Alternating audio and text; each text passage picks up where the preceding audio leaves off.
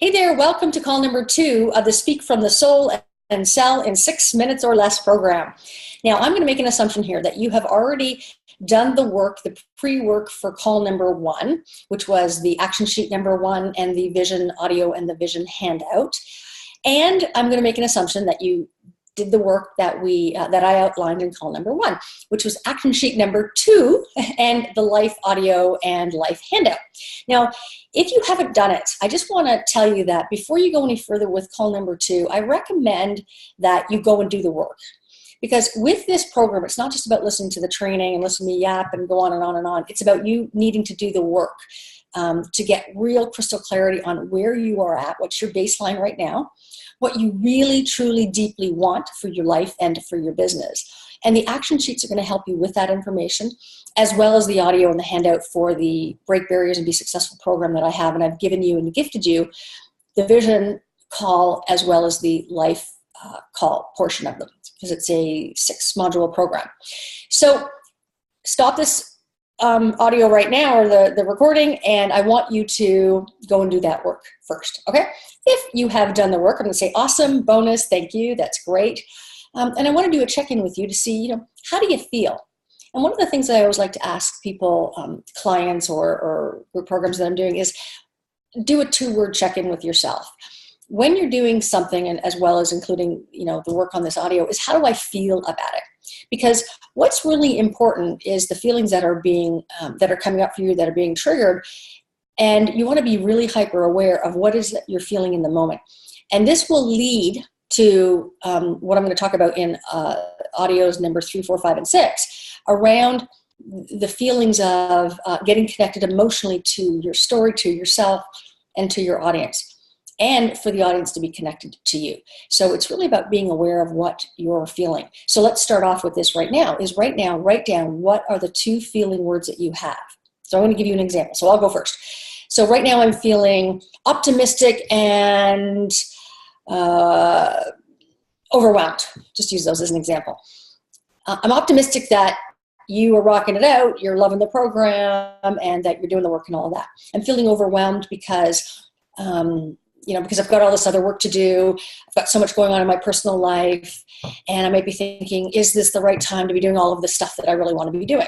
Okay, so that's just an example of any feeling words that you have, whether it's positive or not so positive or super negative. It doesn't matter. If you're feeling happy, joyful, excited, amazing, then that's great.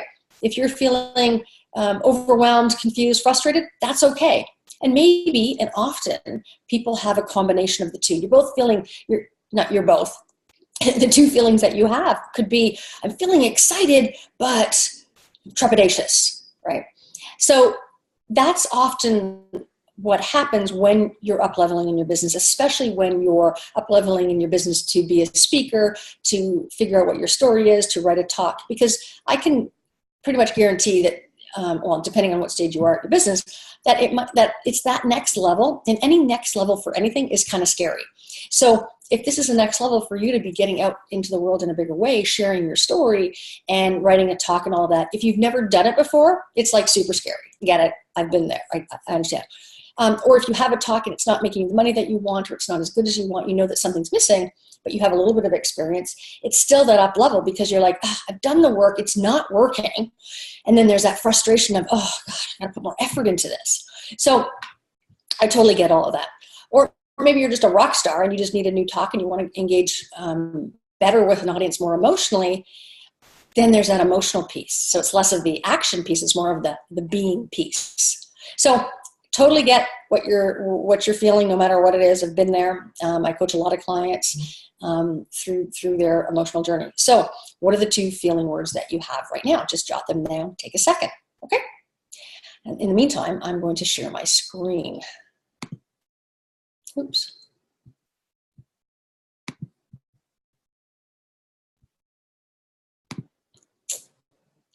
Okay.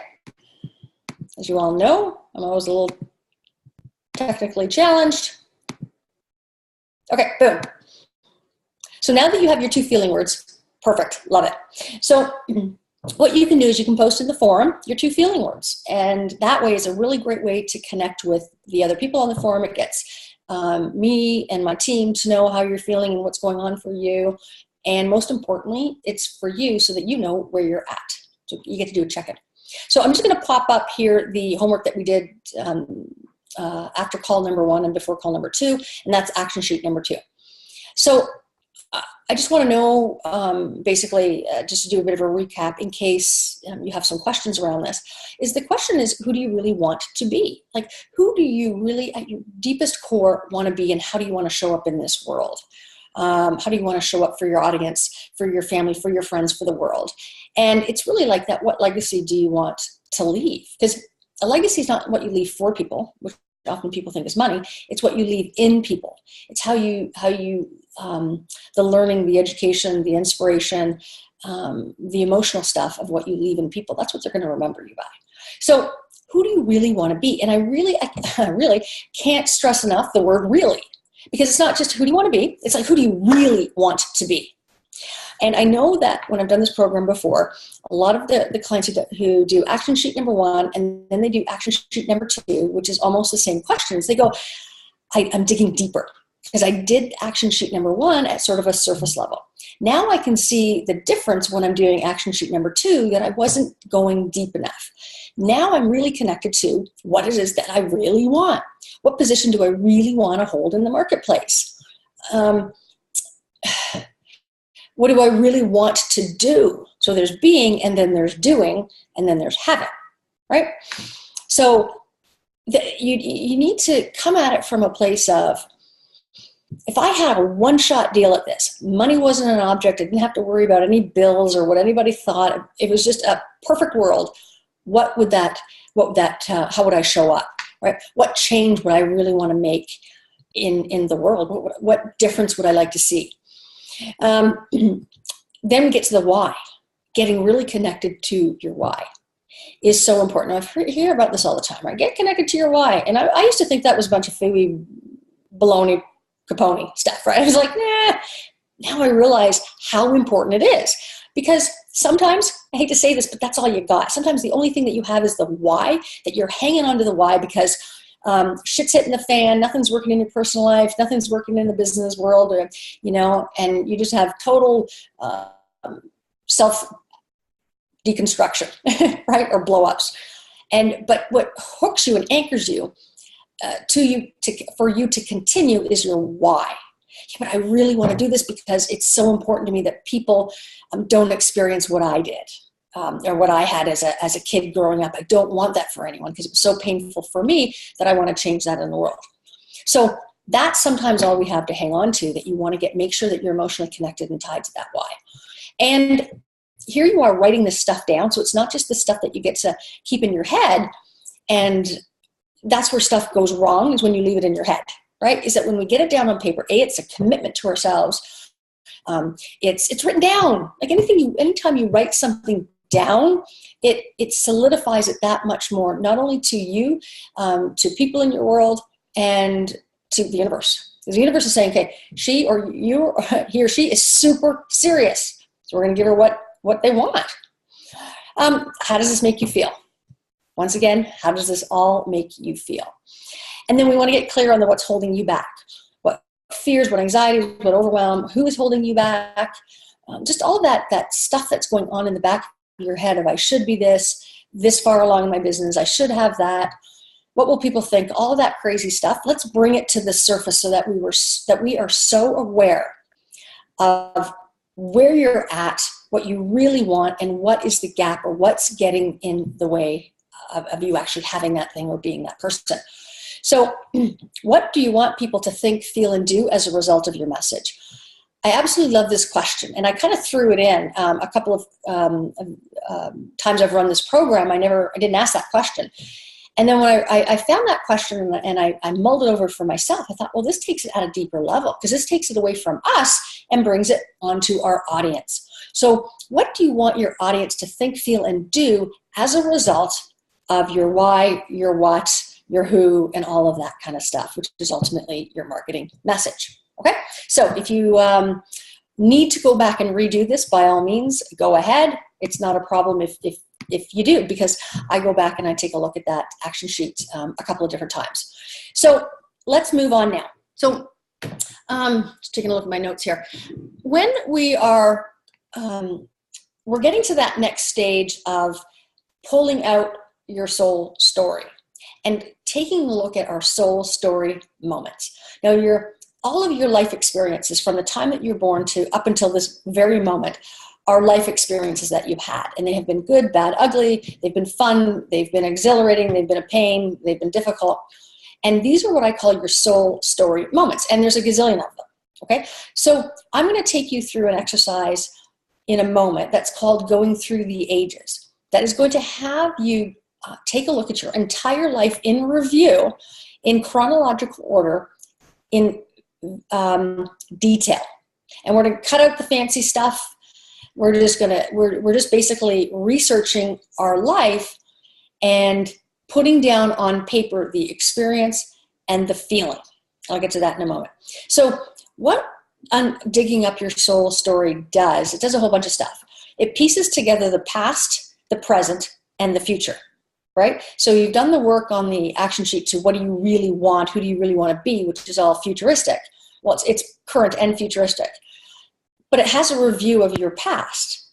And we all know that our past has a lot of our bullshit stories that we've told ourselves, because they're really not our stories, they're somebody else's stories that have been passed down. So I'll talk about money mindset, right? If you've been told your whole life that you need to be a saver and debt is a really bad thing, which was how I grew up, it makes it very scary to invest in your business or invest in something that you really want, because we think it is a debt rather than an investment. And then we go into fear mode of, well, I can't do that because being in debt is a bad thing, and if that's a bad thing, then I'm a bad thing. So do you see how our negative story has an origin, and then how we pull it throughout her whole life? And you'll be able to see that when you do the exercise of going through the ages. But what's really important here is now what we're doing is we're digging up the factual stuff and then the emotional piece that goes with it. Because in your talk, you need both factual and the emotional connection to it, to both your past, your present, and your future. Okay? So that the audience can go on an emotional journey with you. You're taking them on a ride, basically. And you're also going to be teaching them stuff in the meantime. But one of the most powerful ways to teach anything is through story. So, just looking at my notes here. The other piece of the soul story moments is that they're foundational for your talk. And we need foundation. So in your talk, you need foundational building blocks that are rooted or cemented in, and that becomes the skeleton structure of your talk, so that when we're adding story or adding content and then adding an offer and a call to action, that we start to build on the foundation. So if you want to think of this as a house, you don't just go and build a house, right? You need an architectural blueprint of what the house is going to look like, and it starts with this structure. So it starts with the outline or the floor plan of a house, and it's done in a 3D rendering nowadays. But that shows you the structure of what the house looks like. And then, so the foundation where the cement is, the framing of the house, not the roof, not the faucets, not the carpet, right? Not the type of hardwood that you're going to put in. It has to start with the foundation, with the poured concrete, and then the framing of the house, and then it becomes the walls, and then the roof. And then the drywall, and then the sanding of the drywall. And I don't want to get into big detail about how to build a house, but you know what I'm saying? Too many people try to start a talk or write a talk or go into a talk with their story, and they're already talking about the carpet and what the faucets look like, and they have no idea what the framing of the house looks like. So we need to build your talk, and this is the foundational framework of your talk. The long-winded way of saying that, okay? So we need to understand and identify your unique values and the skills that you bring based on your past experience. So often, if what you're doing now in life, especially if you're an entrepreneur, whether you're like a business coach, a consultant, a healer, or the MLM marketing company speaks to you, whether it's skincare or health or whatever it is, or even if you're an engineer or a doctor, it plays a big part on something that happened in your past that you learned a lesson from or about. And we need to figure out what that lesson is that you've learned, to how it got you to where you are today and where it's going to take you tomorrow. Okay, so this foundational stuff that you're doing is not only for your audience, but it's also for you, because everything is about awareness. And once you are aware of the stories that you've been telling yourself your whole life, where these stories originate from, you're going to be able to see a pattern and a theme. A little bit more about that in a second. Now, the reason why I'm stressing all of this, because I can guarantee, excuse me, if I don't, and I have this every single time, people think that this is the least important part of the building of a talk. I just want to write my talk. And I'm like, back up. You're putting the cart before the horse. We need to know what your unique skills, your unique talents are, your unique experiences are, and then how you tell the story based on all of that is what differentiates you from the next speaker. So it's a differentiator of you, which is ultimately the biggest differentiator, is your story and your experiences. And it's an identifier for the audience. Because let's face it, I'm a business coach. There are a million business coaches. Like, hello, who needs another lawyer in this world, right? We don't. It's the same kind of thing. Do we need another business coach? But what makes me different is my experience, my story, my unique values, the crap that's happened to me, the good that's happened to me, and then how I put it together in a talk is 100% my differentiator. The things that I'll be teaching can be the exact same thing as the next business coach, like story, or like speaking, or like putting a talk together, like marketing, like mindset, right? It's all the same content. There's only so many ways you can talk about marketing. But there's nothing more unique than your story told in your way, based on the foundation of your experience, your talents, and all of that kind of stuff. So that's why I'm harping on this. Okay, so I'm going to show you the Going Through the Ages document that you'll be having to fill out. And let me just, oh my God, I am screen share. Okay. So here's what you're going to do. You are going to, make sure this is nice and super big. Okay. In order to capture your soul story moments, here's what I'm going to need you to do. Now, this is a sample Excel spreadsheet. You'll need to create your own Excel spreadsheet. And what you're going to do at the top of the spreadsheet is you're going to excuse me, your story timeline. And you have at the top here what I sell, who I sell to, and the pain that I solve. We're going to get into a little bit more detail with a marketing handout that I have in another couple of calls. But for now, I just want you to be able to fill this out just as it is. So what do I sell? So I'm a soul story strategist, and I help people uncover what their soul story is and articulate it to the world. Right? That's essentially what I sell. And who do I sell it to? Well, I'm selling it to entrepreneurs of any category, but largely it's for entrepreneurs. And the pain that I solve is that when you uncover your soul story, it's very therapeutic for you, but it's very inspirational and motivational to your audience to get them to know, like, and trust you, and then ultimately buy from you. That's the whole point.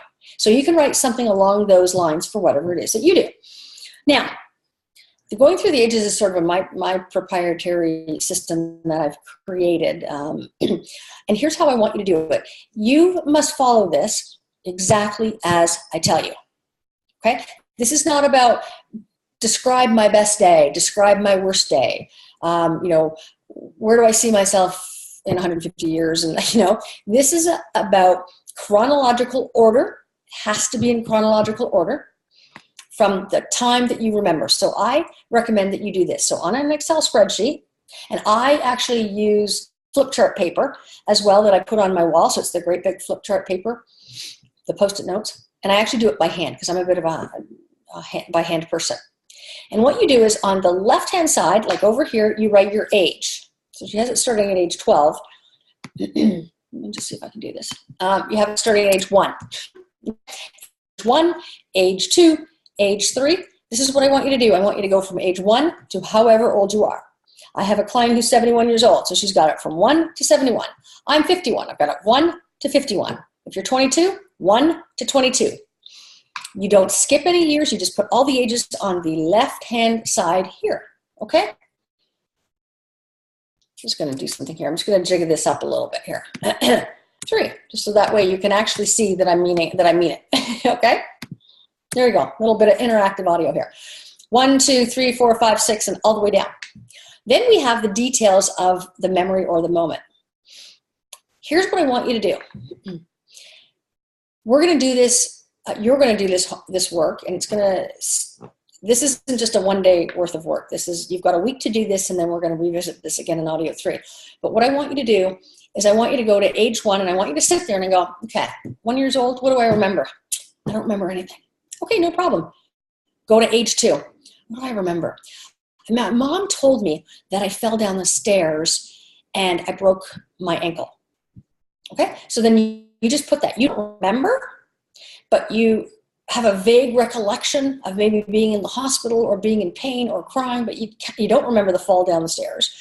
You don't really remember wearing the cast on your foot. But oh yeah, now I remember that I remember my mom rushing down to the stairs and hugging me and saying, "Are you okay? Are you okay?" Right? You write that down. And I want you to write down the moment and the memory in bullet form. Can't stress this enough. It has to be in bullet form, and here's why. Because otherwise, you're going to write a book. And if you write a book, then it's really hard to digest it, and it's hard to reread it, because now you're reading the whole thing. It's like just bullet point the moment and the memory. And it might be, and you might have 4, 5, 6, 10 bullets, but then there's snapshots, because that's essentially what I want, is the snapshot of the memory and the moment. And I'll explain why, just so that you know. Because when you're doing your talk, you're in conversation with people, but you're also giving them what I call sound bites of information. Otherwise, you have big run-on sentences, you start to babble, and then you start to get lost in your own story. So when you are able just to take the essence of the moment and the memory, you're then able to articulate that to the audience in your talk, that they can process the information without a lot of extra filler words. So now I've given you an explanation, and now I want you to bullet it out. Here's what happens every single time, and I keep saying this because if you're one of those people, you're going to write me a book, right? Like you're going to write it, and if you're comfortable, post it in the forum. But people inevitably will write paragraph after paragraph after paragraph, and it makes it very, very difficult to find your emotional theme. And I'll get to that in a minute. So then when you've done the age, you've done the details of the memory of the moment, then you go to the feelings associated with the moment. And I like to put it in good, bad, or ugly.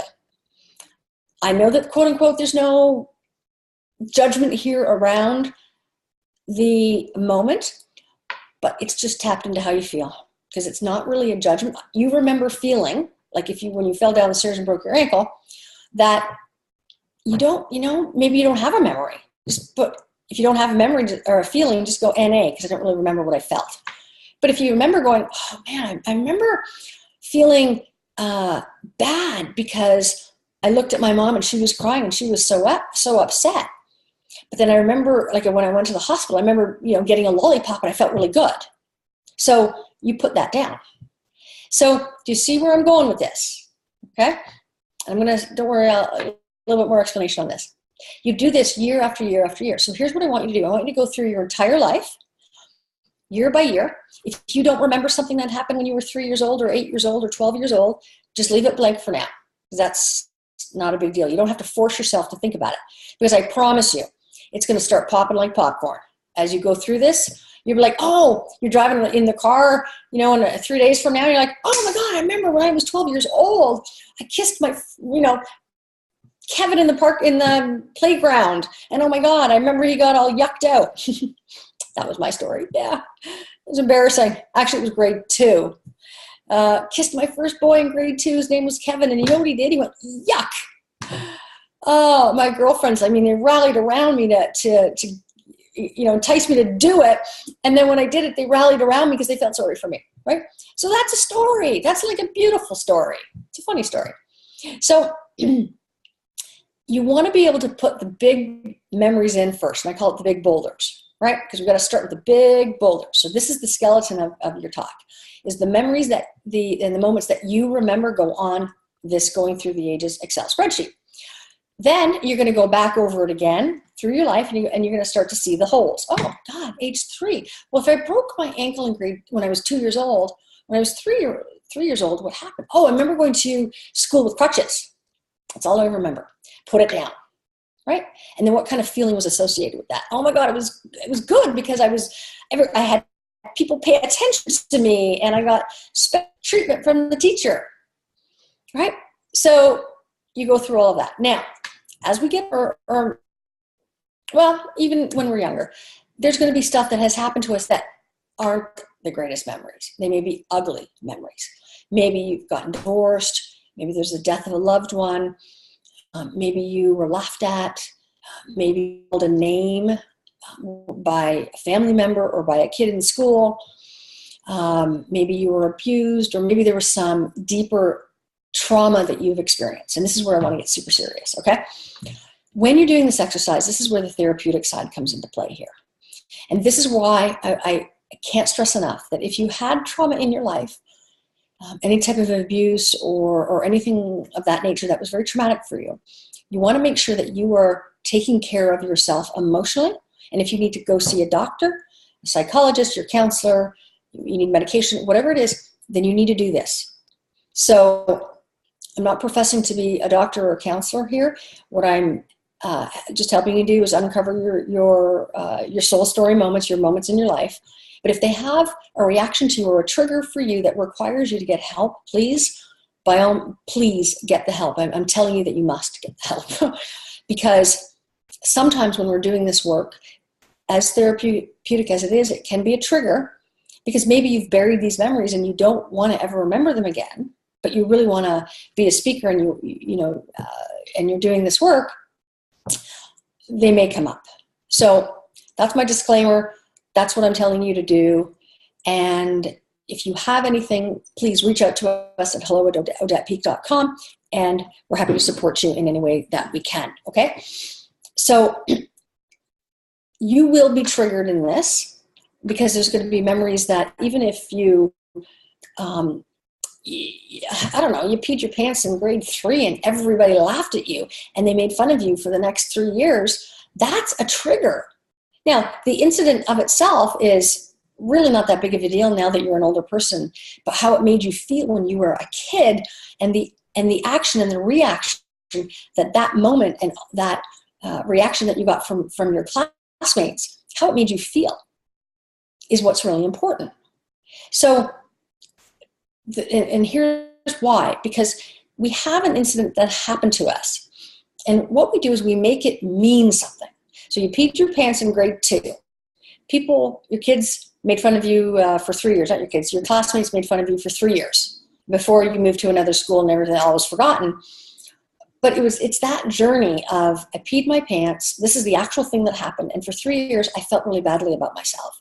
Maybe you started eating and you started to gain weight, or maybe you became, that's where you became a marathon runner because you just needed to run away from kids, or you needed to de-stress, so you went on the track and field team, or whatever it is, right?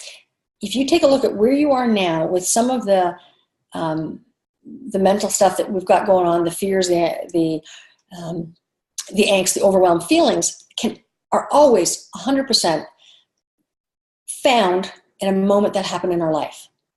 So if you're feeling right now that, like, I'm just going to use myself as an example.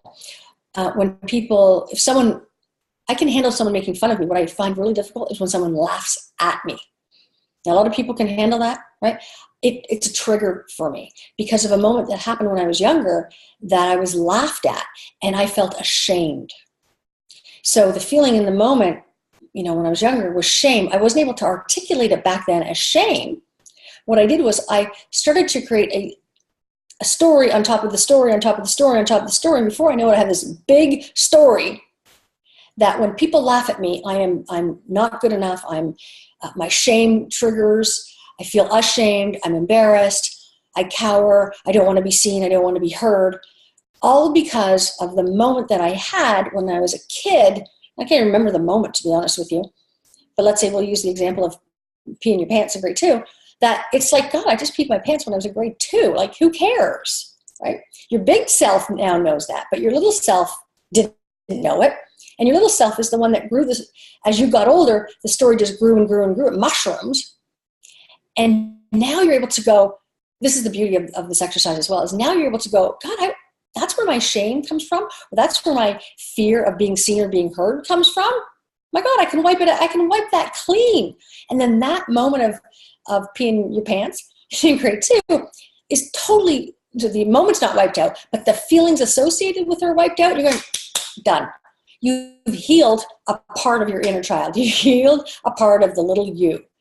That is how transformational that this work can be. So now you're like, I'm not really afraid anymore. So when someone laughs at you, or when someone laughs at me now, if I'm feeling not on my game, I'll still have a little bit of a trigger, but I now know where it comes from. I am now able to address it with my 51-year-old self and say, okay, not that big of a deal. They're not laughing at me to hurt me. They're laughing at me because I did something silly, right? Or if I'm on my game, I'm able to go, and I can laugh at myself, right? So this is all, if you do nothing, if you don't even write a talk and you just do this exercise, I promise you it's going to make a transformational difference for the way that you think about some of the things that happened to you in the past. And you're then able to rewrite the old story, which in and of itself is beautiful. Because not only do we want to write a talk and write that, including stories, we also want to rewrite the inner story of not being good enough or not being capable or wanting to hide or not, not wanting to be seen or heard or whatever it is for you. Okay, so I think I've hammered this one to death. So I'm going to recap, and please do it in exactly as I tell you. You're going to go on the left-hand side, age 1 to however old you are. You then are going to take a look at the details of the memory and of the moment, starting at age 1, age 2, and then you're going to put a feeling associated with it, good, bad, or ugly. You're going to do it in bullet point form, and you are going to go through going through the ages, just in its entirety of what you remember in the moment. You're just going to jot them down, and those are your big boulder memories. And then you're going to go through the exercise again, and you'll do it again and again and again and again. And you're going to start to put in the small, the medium-sized rocks, the smaller rocks, the tiny rocks, and those are the other memory points. And I recommend that you have a paper and a pen with you, or you can use a voice memo if you're driving, or a note, whatever you call it, an app on your phone, to remember memories. Because here's what's going to happen. Like I said, it's going to pop like popcorn. You're like, oh, I forgot that. Oh, I forgot that. And also, as you grow older, you're going to have, like say something happens to you tomorrow, right? You'll be able to put that in there, whether it's good, bad, or ugly. You'll be able to put it in there. Now you have up-to-date stories that you can throw into your talk, which is also great because then it becomes real time. So that's your homework. If there are times that you don't remember, there's memory gaps, go ask somebody. Your mom, your dad, your sister, your brother, your friends, your family, whoever it is, go ask them and say, when I was 3 years old, what happened? Was there anything significant? So that is another way to get those memories for you.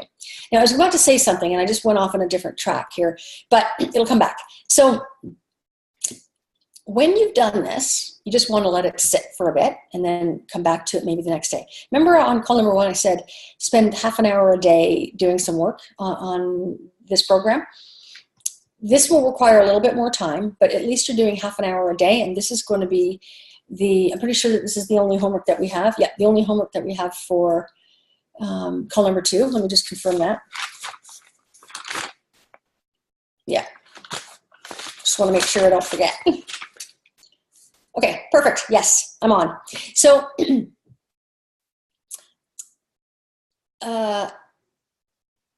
what you're going to find, I'm going to go now to the emotional theme that I talked about. Now you're doing the factual information. Now what's going to happen is you're going to start to connect the moments and memories with feelings more than just the good, the bad, the ugly. You're going to really start to feel the feelings. And you do not want to judge the memory or the moment. So I had someone, I had a couple people go, I started to think of the memory in the moment, and I decided not to write it down because I didn't think it was worth it. I didn't know if it was going to fit into my story, if it would fit into my talk, so I didn't write it down. No judgment here whatsoever. Whatever memory pops into your head, you have to write it down. Because I can promise you, I help people, especially when I'm working privately with people, to help them write their talk and uncover what their soul story moments are, that it can be the simplest, most, what you think is unforgettable moment. I will be able to pull on that and make it the gem of your talk. So everything needs to be non-judged and written down. I can't stress this enough, especially the process people, the step-by-step people, or the people who are so in their head that they go, well, that didn't really matter. So what? That happened. So I don't care. You may not care, but your audience might.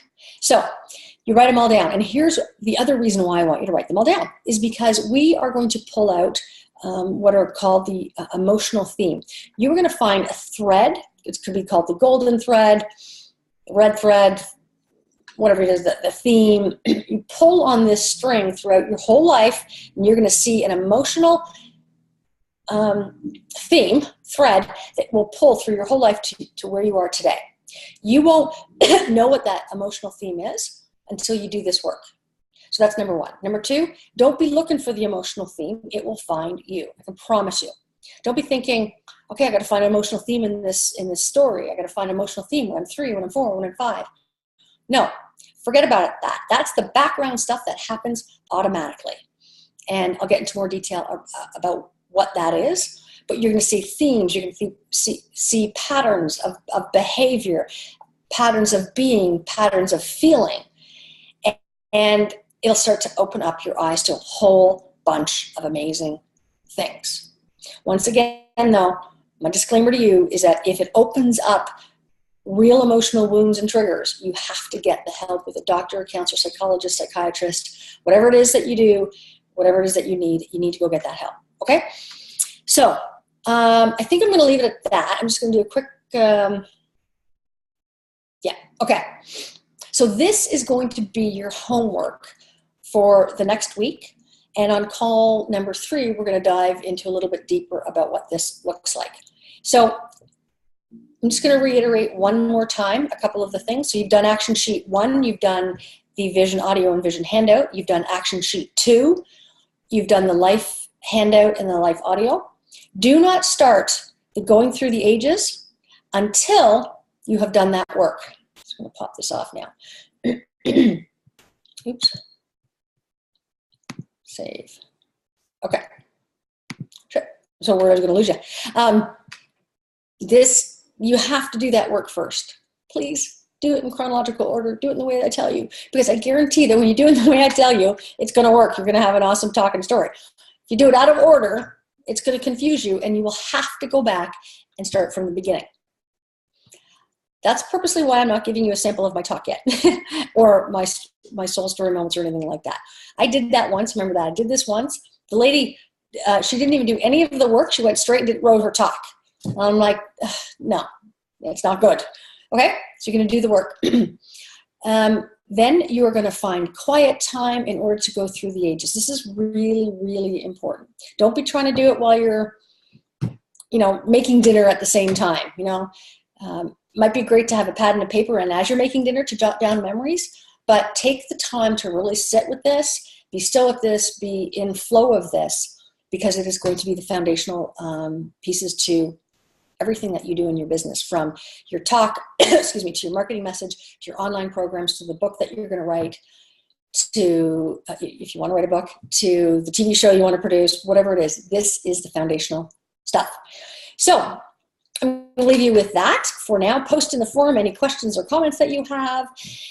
For you, if you're able to post the going through the ages. I know some people want to keep it private for a while, and that's okay. Post it in there, and happy to answer any questions that you may have. If you haven't already, introduce yourself into the forum, and I'm going to leave it at that. So happy going through the ages and catching up on the work, and happy digging. And once again, I am so grateful and thankful that you are on this journey. And I am so thankful and grateful that you have allowed me to be on this journey with you.